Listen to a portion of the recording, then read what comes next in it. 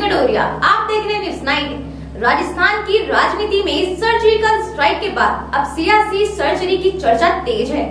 विपक्ष के कई नेता सत्ताधारी पार्टी के संपर्क में है। सरकार 1.5 साल बाद बोर्ड निगमों में नियुक्तियों की तैयारी में जुटी है।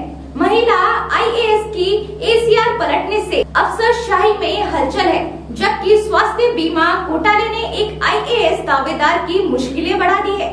आइए नजर डालते हैं इस खास रिपोर्ट पर। सर्जिकल स्ट्राइक के बाद अब सियासी सर्जरी की तैयारी। विपक्षी पड़ोसी देश पर सर्जिकल स्ट्राइक के बाद अब देश की राजनीति में सियासी सर्जिकल स्ट्राइक की चर्चा तेज हो गई है। राजधानी दिल्ली में प्रदेश से जुड़े विपक्षी नेताओं की एक अहम बैठक में कुछ सांसदों और वरिष्ठ नेताओं ने ऑपरेशन लोटस को लेकर संभावनाएं टटोली। कहा जा रहा है कि विपक्षी पार्टी के कई बड़े नाम जल्द सत्ताधारी दल का दामन थाम सकते हैं। राजस्थान से भी कुछ पूर्व मंत्री और नेता संपर्क में हैं। जानकारों की माने तो बातचीत आखिरी दौर में है, बस वक्त का इंतजार है। सरकार बने अब करीब 1.5 साल हो चुका है, लेकिन कई नेताओं को अब तक पद की प्रतीक्षा है। सत्ता में भागीदारी का इंतजार कर रहे नेताओं की बेचैनी बढ़ती जा रही है। सूत्रों के मुताबिक टिकट से वंचित रहे नेता, पूर्व सांसद, संगठन में लंबे समय से काम कर रहे कार्यकर्ता, इन सभी को अब खाली पड़े बोर्ड निगमों व आयोगों में जिम्मेदारी दी जा सकती है। हाल ही में प्रदेश के मुख्यमंत्री की दिल्ली यात्रा में भी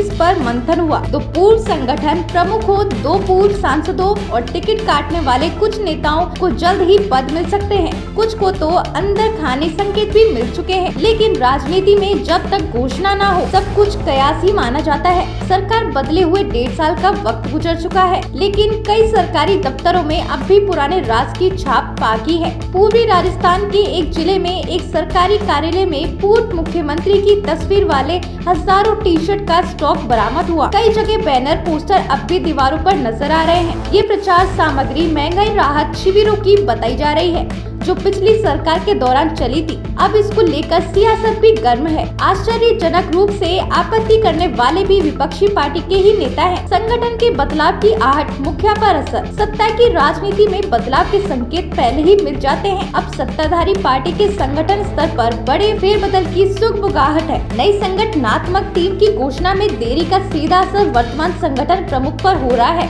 जिन पदाधिकारियों को अंदाजा है कि उनका कार्यकाल खत्म होने वाला है, वे अब प्रतीक्षा बोर्ड में आ गए हैं। वे अब प्रतीक्षा मोड में आ गए हैं। संगठन प्रमुख को भी इसका एहसास है, लेकिन नई टीम की घोषणा तक उनकी स्थिति भी असहज बनी हुई है। ब्यूरोक्रेसी में शक्ति संतुलन और भीतर खाने की खींचतान फिर से सुर्खियों में है। एक महिला आईएएस अधिकारी की वार्षिक गोपनीय रिपोर्ट एसीआर में सीनियर अफसर ने नेगेटिव टिप्पणियां दी थी। आरोप था कि उनके कारण विभाग का करोड़ों का बजट लैप्स हुआ। महिला अधिकारी ने मुख्य सचिव से शिकायत की, जांच हुई और रिपोर्ट में उन्हें क्लीन चिट दी गई। नतीजतन एसीआर को नेगेटिव से पॉजिटिव कर दिया गया।